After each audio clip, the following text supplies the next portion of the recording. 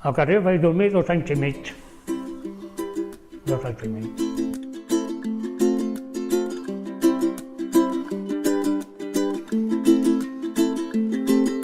Quan vaig caure al carrer va ser una vigília de Nadal i jo, desesperat, no tenia res, 2 dies sense menjar.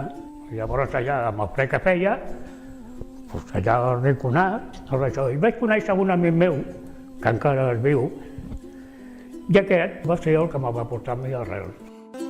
Llavors el xicot aquest me va ajudar molt. Digo, mira, es un centro que vamos nosotros allá a pasar la tarde, tienes parchís, dominó, y claro, a través dels dies i les setmanes que anaven passant, pues agafava ja confiança en tots els que hi havia allà, no? Ja els coneixia, i així pues, fins que me vaig posar a treballar. Jo no tenia res, no tenia res.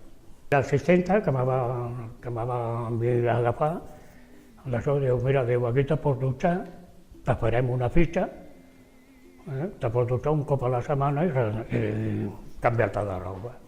I així successivament van passar els anys, tranquil·lament, jo llavors ja estava a Sant Antoni Abat, el d'això fins que me va sortir la feina aquesta de la porteria. I aquí me va ensenyar el pis, dic, ai, mare de Déu, si això és glòria. I sí, bueno, el mateix dia ja me vaig quedar aquí.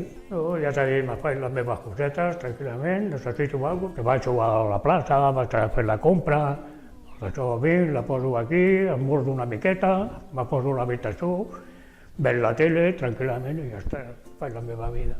Jo vic al dia, no penso al dia de demà. I aquesta és la meva vida.